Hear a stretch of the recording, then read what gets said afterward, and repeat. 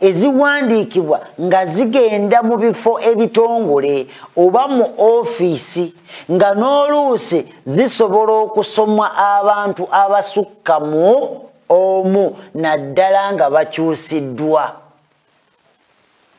Ebbaluwa wagiwandiikira ani n'egenda mu ofiisi wabula ate eyali atuulamu eyo ofiisi n'akyusibwa n'aweebwa ofiisi ki endala. Bwe bateekamu omuntu omulala, omuntu oyo omulala era agenda kusoma ebbaluwa eyo. Y'ensonga lwaki ebbaluwa ezo tuteekamu akagambo ka ssebo oba nnyabo naddala ku bbaluwa esaba omuki omulimu.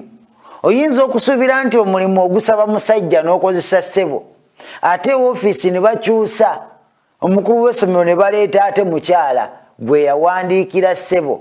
Olabye ebbaluwa yo bwe bagisuula mu kasero.